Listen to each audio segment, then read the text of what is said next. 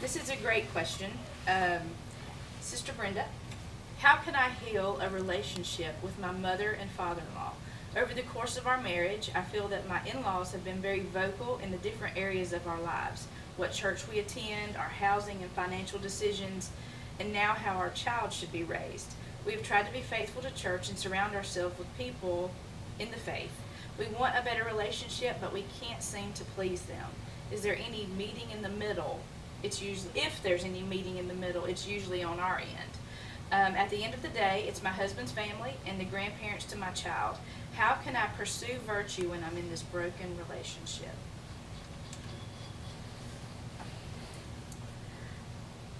I am a daughter-in-law, and I am a mother-in-law. So all you daughter-in-laws out there, and all you mother-in-laws out there, I is one of you. And I'm not coming after you, but I have thought about this. First of all, young ladies, when you marry the whole enchilada. Not just Mr. Handsome, but Mr. Handsome and his mother and his father and all his brothers and sisters. It's a package deal.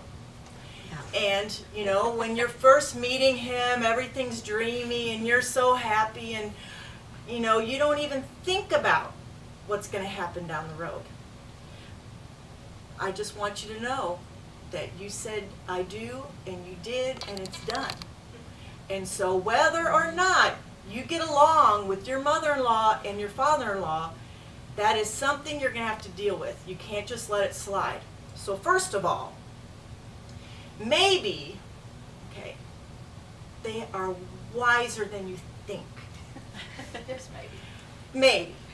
They've been around longer, and they did birth your husband. And so chances are good your husband is a lot like them. You probably don't want to hear that, but it's true. So listen to them. Don't shut them out.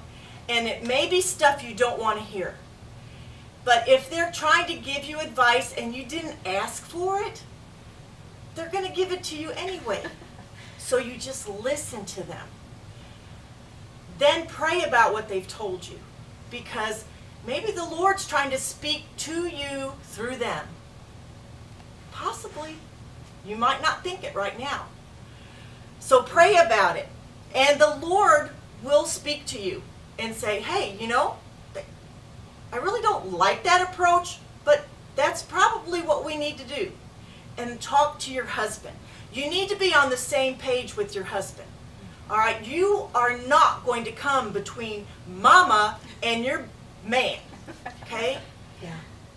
No matter how much, maybe you're a little jealous of mama, which is not a good thing, okay? She has a whole different spot in his life, and you are not in competition with his mom and his dad. So he loves you and he wants you. He's not living with his mom.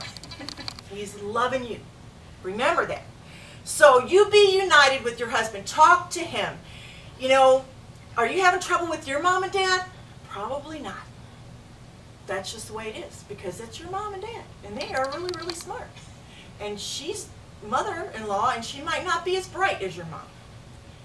I'm saying this in jest, but it's the truth, okay? Because sometimes it's easier to take it from your own parents than his parents. And I'm talking about this as the woman's aspect. But your husband, in Genesis chapter 2, verse 24, it says, therefore shall a man leave his father and his mother, and shall cleave to his wife, and they shall be one flesh. All right, so you pray about it, you think about it. What are they saying? And they might be all up in your business, and I'm sorry about that. But your husband is the main man, and he's the one that's going to be the go-between you and your in-laws. All right, because we are emotional, us women, and we have oceans of emotions, and we can just go off on them. And then you'll say things that you will regret the rest of your life. And your mother-in-law, she may never forgive you. And so you let him deal with it. All right? So hopefully you'll understand it. And from your question, I believe that you're a genuine Christian, spirit-filled woman trying to do what God wants. But we still are human. And so it's important that you remember that when you're going to interact with your in-laws, and maybe there's a disagreement, and maybe there's something, maybe there's an elephant in the room, and everybody knows something's going on, but nobody wants to talk about it. You pray before you ever get in that situation. So, oh, we're going over there, I don't know what I'm going to do.